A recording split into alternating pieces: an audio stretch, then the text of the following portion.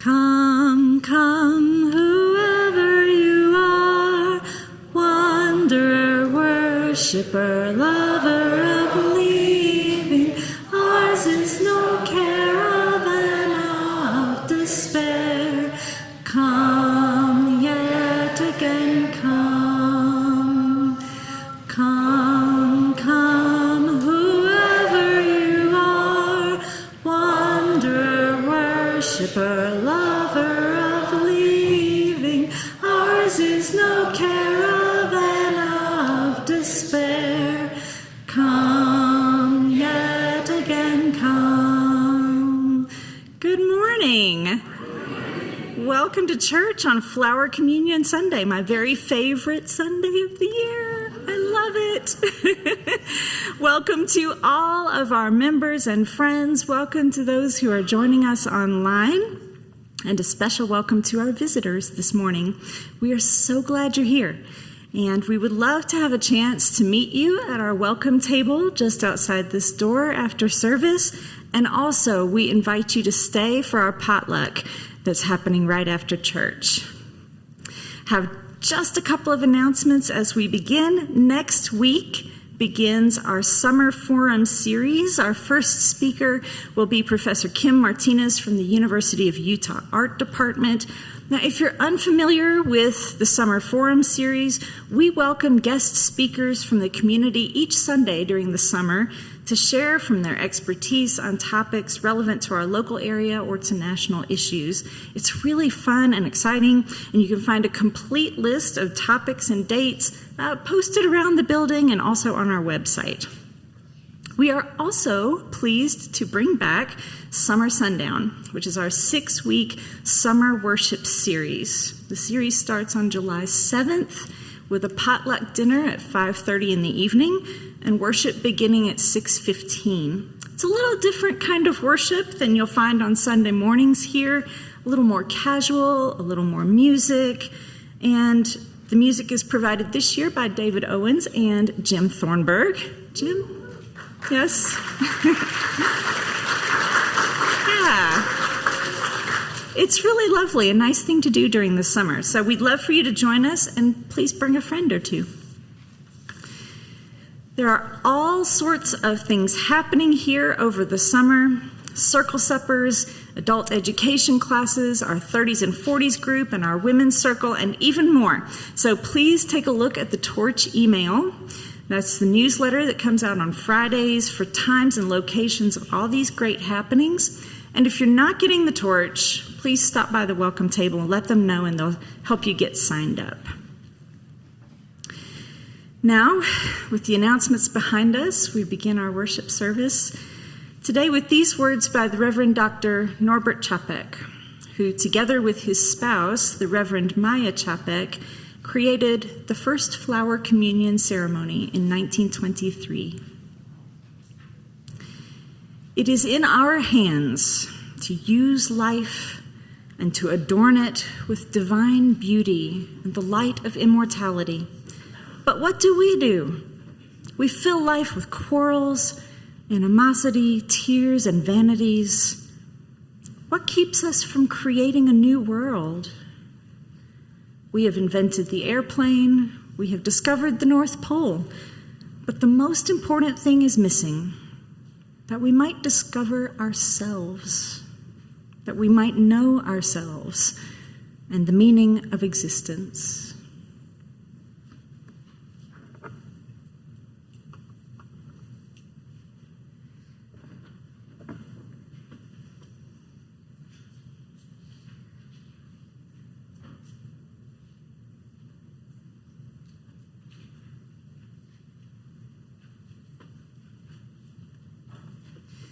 I see that some of you have arrived with flowers. As we sing our opening hymn, I invite you to bring the flowers forward, put them in the vases, and then rejoin us as we sing number 61. Please rise in body or in spirit.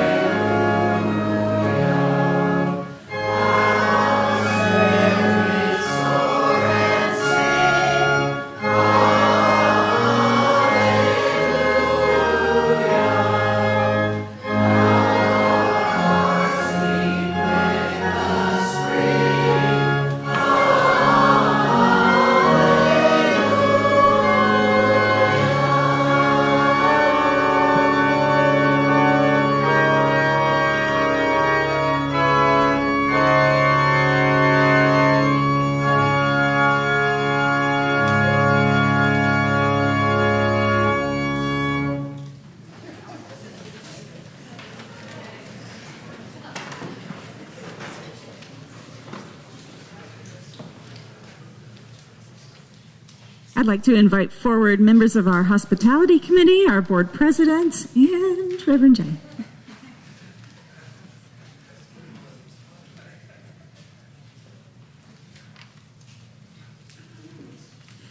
It is with joy and enthusiasm that the ministers, the board of trustees, and the hospitality team at First Unitarian Church welcome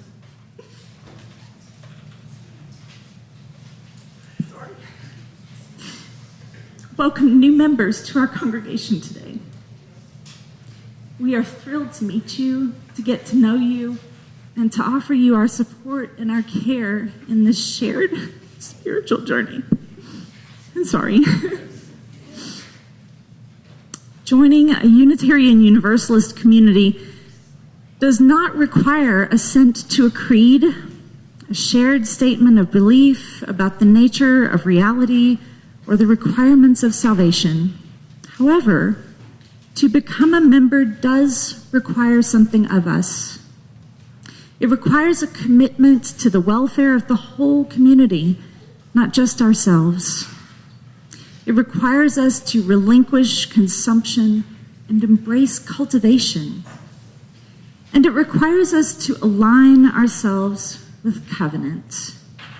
Covenant is a deeply countercultural agreement about how we're going to be when we're together. It is an ancient religious practice of promise-making, and it is the central sacred act of our faith. The covenant of this congregation speaks to us of fellowship and freedom, two essential elements of a thriving Unitarian Universalist community. It also speaks of the study and practice of liberal religion. Here we find a place where we are encouraged to pursue knowledge, wisdom, and truth. We enter into the stream of what is often called the living tradition of Unitarian Universalism, receiving from our religious ancestors the treasures of liberty of mind, fervor of heart, and persistence of memory. And we are thus given the tools to create our faith anew for our times. But we also covenant to the practice of liberal religion. To practice liberal religion, we must go beyond study. I used to have a professor in music school who would tell us, reading about music is like swimming about biking.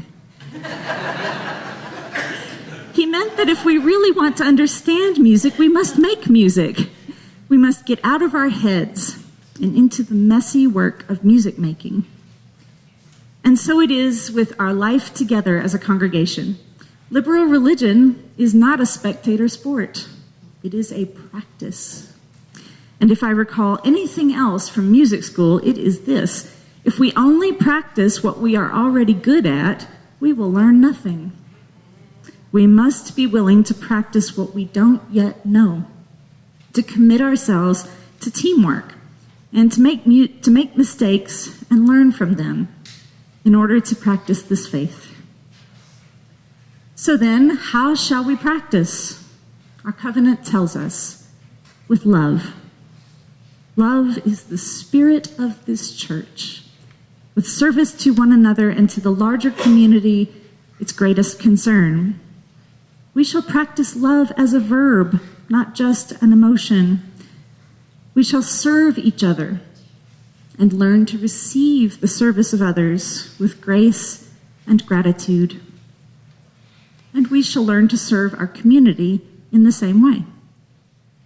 We covenant to dwell together in peace, to seek the truth in all things, and to help one another. What a beautiful practice to which you are called, our new friends and our newest members. Whether you've been here for many years or you've just discovered this community, you belong here. Thank you for practicing with us.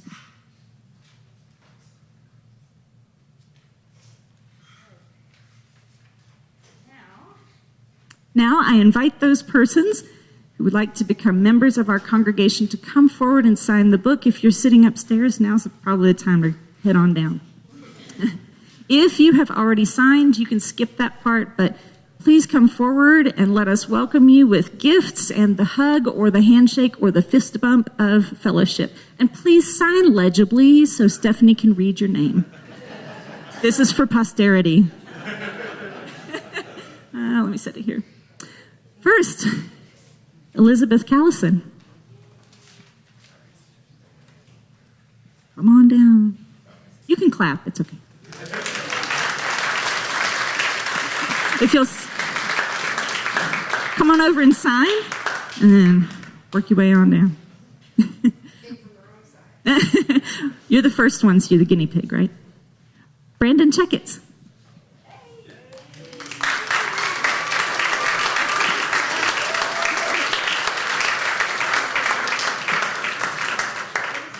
Today is June 9th.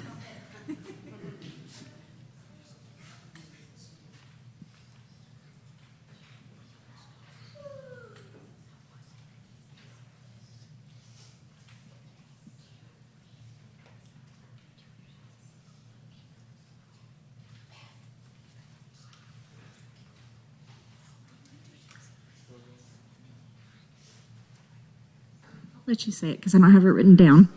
Ursilia Daw?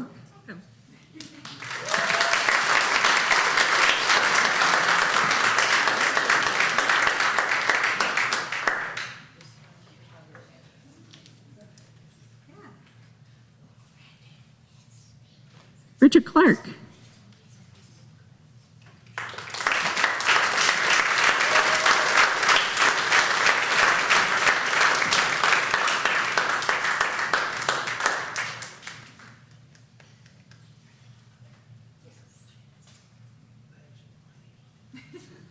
Takes more time to sign legibly, doesn't it?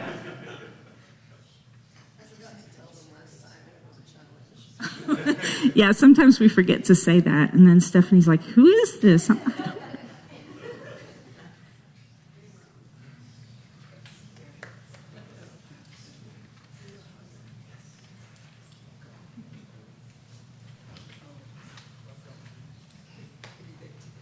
Sage Dobbins Reamer.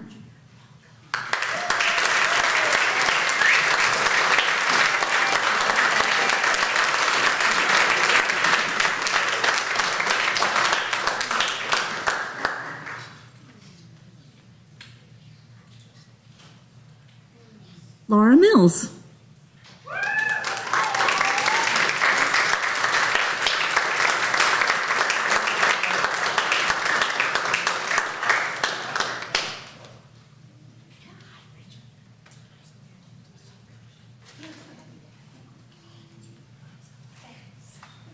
Jeff Shearer.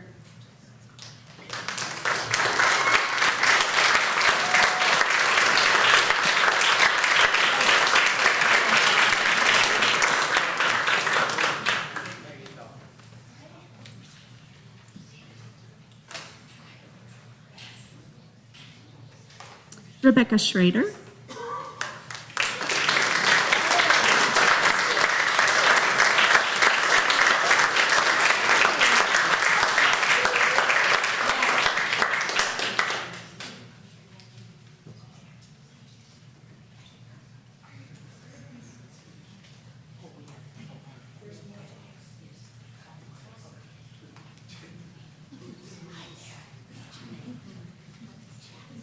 Jim Thornburg.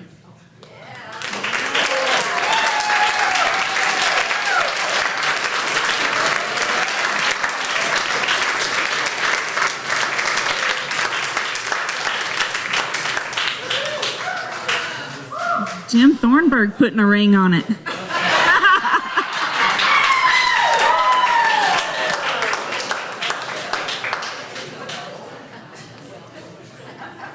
And two more. I just want to give a shout out in case she's watching. Barbara Trites, who signed the book but got the flu and couldn't be here. So I hope you're watching, Barbara.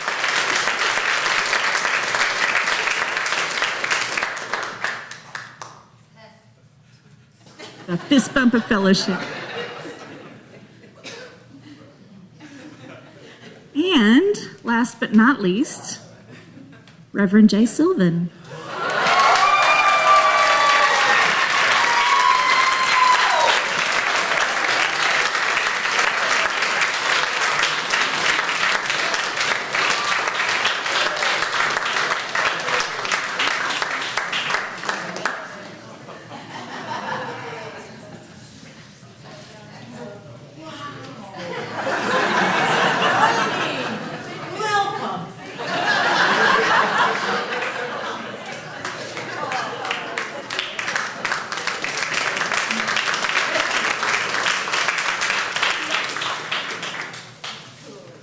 What makes us Unitarian Universalists is the practice of covenant, the making of sacred promises that binds us together.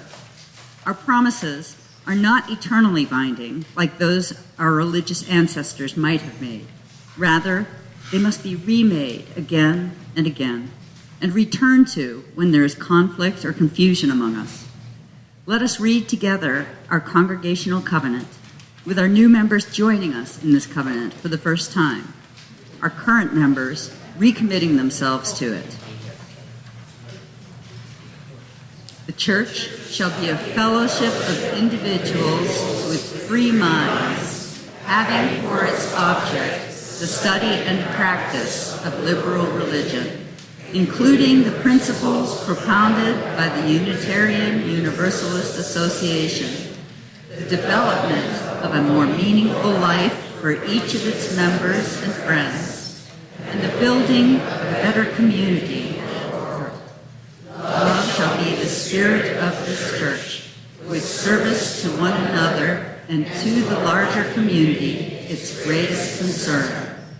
The members and friends of the church do hereby covenant to dwell together in peace, to seek the truth in all things, and to help one another. Welcome, new members. Congratulations.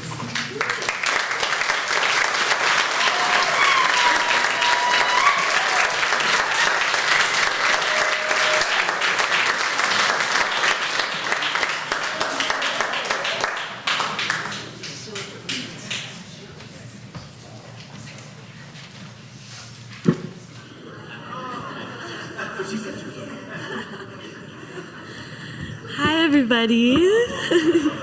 Thank you so much for having me today. So my name is Carina. I am the Community Engagement Coordinator at Encircle. And if you haven't heard of Encircle before, we are an LGBTQ plus resource center. I'm from the Salt Lake City home, but we have homes in Provo, St. George, and in Heber. So there might be a few locations that might be closer to you there. But what we do is we're essentially just a safe place for LGBTQ plus folks. At the Salt Lake home, we do free dinner every single night. We have a bunch of awesome peer support groups that are identity and age-based. We have parent programs, family programs. Throughout the week, we have music night, writing night, art night, and all of these services are always free. So we're open Monday to Friday from 3 to 8. Anyone can come in and access these services. We have a giant pantry that's always stocked. We have an art room that is just full of so much art supplies that is always available to anybody who would like to use those resources. But if somebody comes in with their parents or anything like that, their parents are also more than welcome to be there. It's not just a space for LGBTQ plus folks, it's a space for their parents, their allies, their friends, anyone who would just like to be in community. I also do a monthly brunch that's for community. We call that Rainbow Brunch. And this month, we actually have our biggest event of the year. It's going to be our Pride Carnival. So that's going to be the 21st from 5 to 8. It's always going to be free. We have a giant gender-affirming pop-up closet, which essentially just means folks can go and get clothes that makes them feel good about themselves, and that's going to be free as well. We have tacos, and our main priority is just making things accessible for folks. So maybe if they don't have access to going to an awesome carnival, well, they'll be able to feel safe and be themselves. We provide that space for them. So that's a nutshell of what we do. If any of you have more questions, I'll be staying afterwards, and you can come up to me, ask me about our resources, anything like that, and I am more than happy to share that all with you. But thank you so much.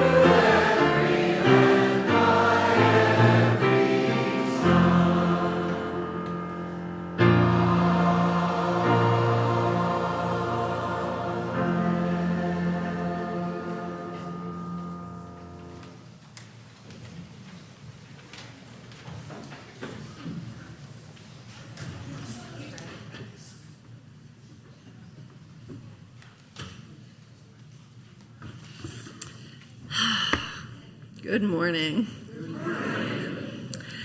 Before we begin, I want to once again welcome our new members. Flower Communion, I think, is a perfect opportunity to reflect once again on what we are doing here. Bud, you're gonna get a flower, I promise. You're gonna get a flower. It's okay. Do you want to take your flower now? Yeah? Can he have his flower now? Just let him take it. Just let him take it. Yeah. I don't know if this is like overly permissive or whatever, but I'm just like trying to like have the service.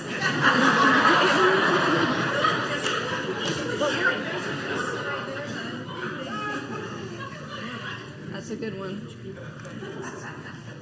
Okay, that's a good one too. You got it. All right, love it. You're gonna have two. Perfect. All right. Good job, kiddo.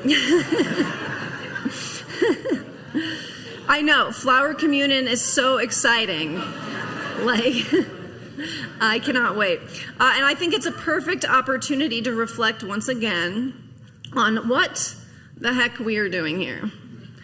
In a world that increasingly tries to isolate us through technology, through media, through narrow definitions of religion, through capitalistic city planning that prioritizes transaction over connection, we here are creating an intentional, consensual, pluralistic, intergenerational community. And I think that is laudable. And I also want to recall my charge to the congregation at our last new members ceremony back in the winter. As members, new or not, all of y'all, I charge you to do 4 things to help keep this community thriving, because this is how we continue to cultivate a growing community and continue to be the bright beacon of liberal religion in Salt Lake City that we are. So 1, attend. You're already doing this. Excellent. Attend Sunday service as often as you can, because worship is at the heart of our community, and it gives us a common touch point to expand out from. Sharing an experience with someone is vital to begin to create a feeling of community bonds. And it can give you a starting point of commonality when getting to know other members and friends. Like, hey, can you believe what they said this Sunday? You know. And I know these days not everyone is going to come to church every Sunday. I get it. Even I take a Sunday off every month. But getting into the habit of attending regularly as makes sense for you is fundamental to what we are trying to create here. And I realize that we are about to go into our summer schedule, which is a little different, but Summer Forum is really interesting, and this year they all have ties to local causes that we can actually take action on. Thank you so much, Linda Smith and the committee for Summer Forum for really coming through on that.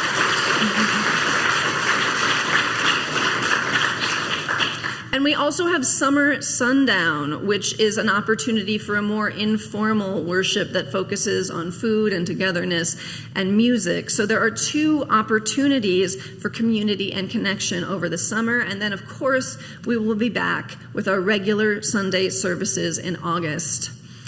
So number 2, the second thing I ask all members is to join something. Join at least one affinity group where you can be known by name and missed when absent. So this isn't always possible in the large Sunday services. In order for us to create this community, it's important that we feel known, right, and known to others. Sunday worship is great, but you're sitting and watching with so many other people, just too many to talk to. And then coffee hour afterward, lovely, but it's such a brief interaction. But in our small groups and teams and classes, we actually get to know one another more closely, and we get to be known more closely. It feels good to have people know your name and to be missed when you don't make it for whatever reason. And it helps us remain in relationship and not fall into that habit of isolation that modern America wants to just lull us into. Now, number 3 is give. And this can mean a lot of things. It can mean financially or volunteering or giving of some talent. You literally create this place with your gifts of time, talent, and treasure. There are many ways to contribute to what we are building here, and for most of us, giving will look like some combination of financial donation, pledging, and volunteering. But some people will have more money than time, and some people will have more time than money.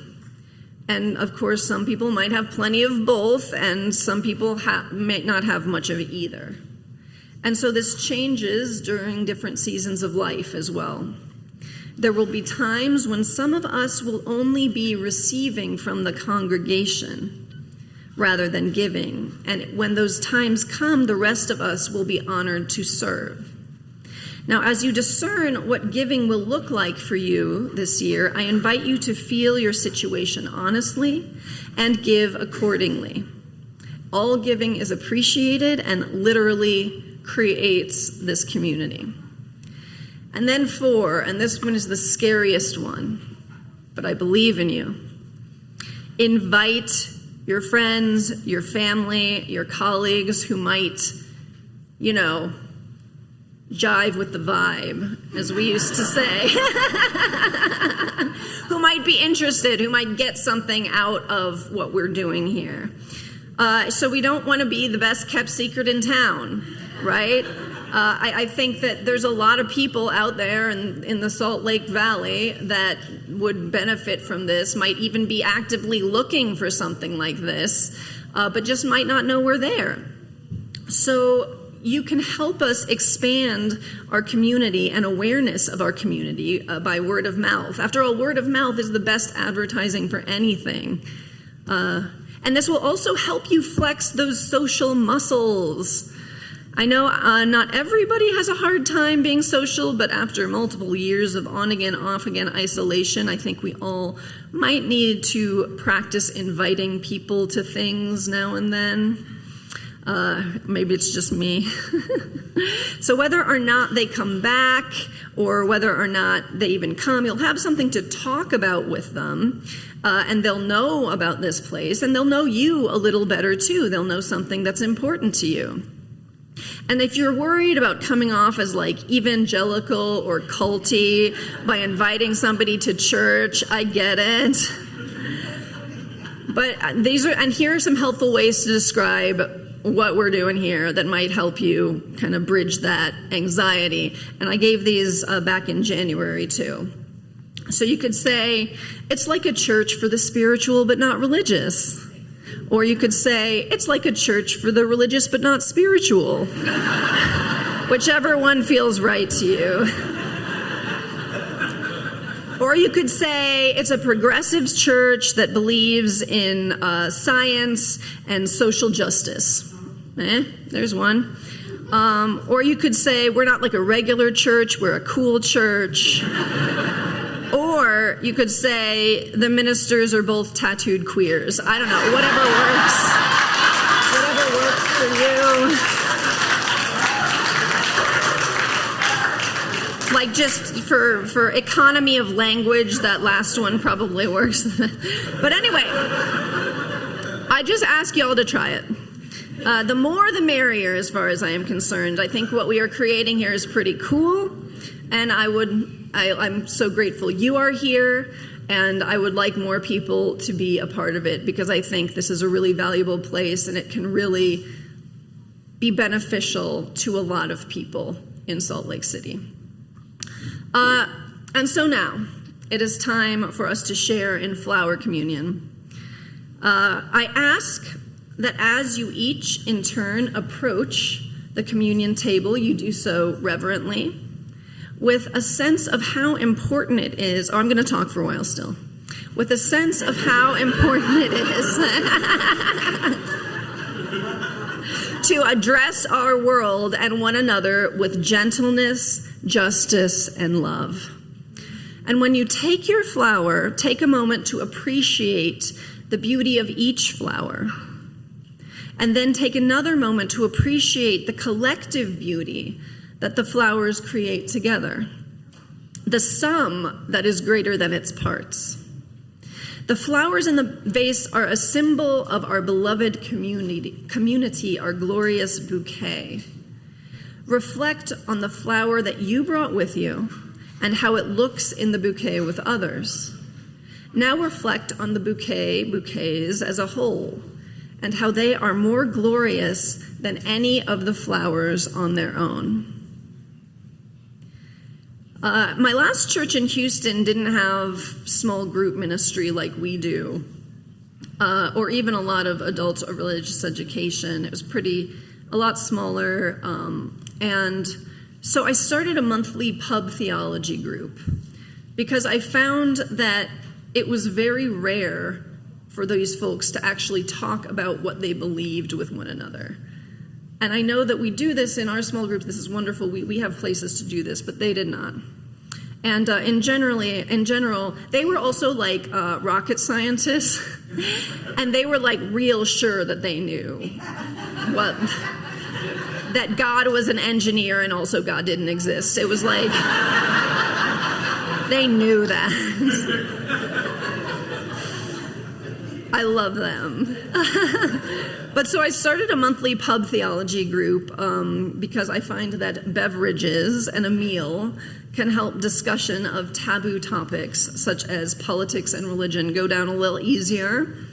And so we addressed topics such as what is God in the 21st century and what is good and evil. And we had a group that was game to talk, and it was lively. I realized that generally, we don't, I think outside of these small groups, I don't really hear UUs talking much about their beliefs with one another. Like, at least not the beliefs that are outside of the prescribed political realms, right? Like, we can talk about whatever was on MSNBC last night, but other than that, sometimes it gets a little shaky. So, maybe that's because we don't all agree. And it can be hard and vulnerable to talk about. As a church that's really trying to be pluralistic, this can be very challenging because, something as personal as our beliefs, if they're not shared with others, that can feel really damaging, really vulnerable, especially if we feel we might not be in the mainstream. So at Pub Theology, we had people who disagreed. We had atheists and theists. We had people who believe in the soul and people who don't. We had people who believe in ultimate good and evil and people who think that it's all relative. And maybe thanks to the beverage and meal covenant, there were no arguments exactly, but there was discussion, lively discussion at times. Respectfully and lovingly discussing different ideas is something that we don't come by often in the TikTok era. We come by rage, we come by pile-ons, we come by bullying, we come by flame wars. But people with differing beliefs trying to understand one another, to hear as well as be heard, that is refreshing, and it is at the heart of this beloved community, or at least I hope it can be. Modern UUism was always going to be tough, right? The concept is wild, a religion without a common creed, principles instead of dogma. How does that work? I read an article a year or so ago in The Atlantic by Jonathan Haidt, who I've mentioned a few times, that said that good faith discourse with people who disagree with you actually makes you smarter, like measurably, while silencing people who don't agree with you or only interacting with an echo chamber makes you less intelligent, measurably. It is a gift and a privilege to speak respectfully with someone who disagrees with you, and we should all seek to do more of it. And that's why I love our small group programs, because we create these safe spaces where people can really voice their beliefs and see how different we all are. But so what does that have to do with flowers? When we talk about the metaphor of the bouquet in flower communion, oftentimes I find we focus on the uniqueness of the individual flower, which is of course important. But today I want to focus on the beauty of the flowers combined. There is a reason that gorgeously curated flower arrangements with lilies, roses, carnations, baby breath, and greenery cost more than a bunch of carnations or roses alone, and why the diverse bouquet is the star of weddings and events. To be blunt, bunches of the same flower are boring, no matter how beautiful the individual bloom. Bouquets, on the other hand, are stimulating, much like the difference between an echo chamber where everyone nods along and a conversation with people with differing beliefs and opinions. The real beauty of Unitarian Universalism is not the beauty of the individual flower, but the bouquet we create in communities that is greater than the sum of its parts. By creating a community in which we can voice our differing beliefs, it makes us all the better for it. On this day of flower communion, let us be grateful for this gift and the steadfastness in our commitment to its future. And now, we will participate in the flower communion. I like to begin with Dr.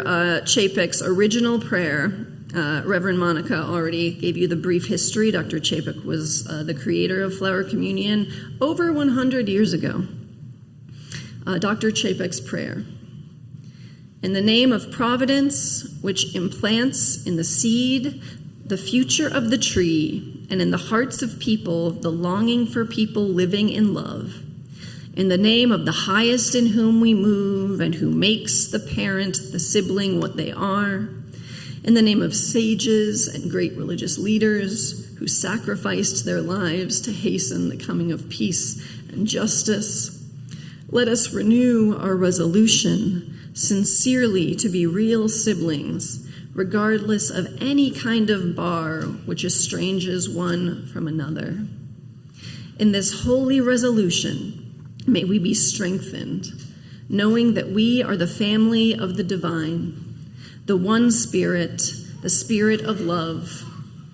That unites us, and may we endeavor for a more perfect and more joyous life. Amen. Let us bless this bouquet together, valuing the beauty of the unique flower, but also the fact that the bouquet they create together is more wondrous, more beautiful, and more balanced than any individual bloom. Repeat after me. We bless the complexity of this diverse bunch. We bless the complexity of this diverse bunch. We bless each flower, and we bless the bouquet they create together. We bless each flower, and we bless the bouquet they create together. We bless our differences and the bouquet we create together. We bless our differences and the bouquet we create together. Amen. When you come up, you will take a different flower than you brought home with you, and you may not hand you a flower that you would choose. You may not aesthetically like the flower you're given, in fact. But my challenge to you this flower communion is to work to love and appreciate differences that may not fit with your tastes. As you take your new flower, noting its unique shape and beauty, remember to handle it carefully. It is a gift that someone else has brought to you. It represents that person's unique humanity. and therefore deserves your kindest touch. Let us share in this Unitarian Universalist ritual of oneness and love.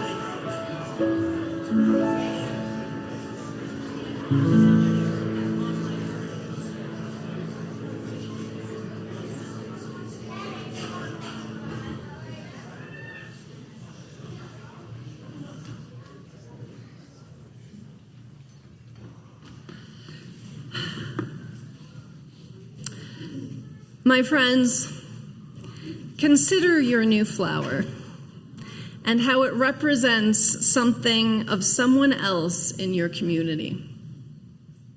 Either they chose that flower for the ceremony, or perhaps they grew it in their garden, or stole it from the side of the road. Consider the gifts that we bring to this community, each unique, but also able to become something so much more meaningful when shared alongside others. I bless this glorious bouquet. May we have a beautiful summer. May it be so.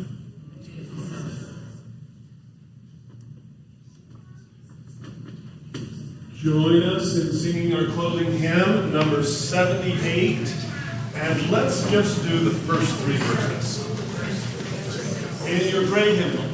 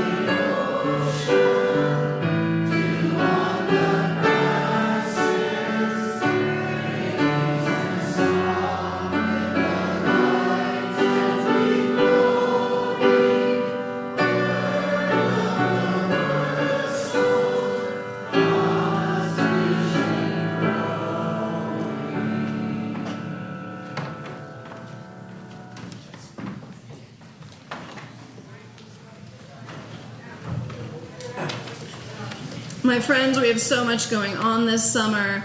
If you are a meditation enthusiast, the Buddhist meditation will be meeting 8:30 a.m. in person and online during the summer. And you can find out way more about all the things going on over at that welcome table. Speaking of over at that welcome table, let us join each other, actually not over there, but for the picnic, the potluck, right? That is happening. So we can perhaps see you out there and perhaps see you outside for the potluck. That's where it's happening, right? Outside. Now, that way, it's that way. I've never done this before. This is my first time doing this.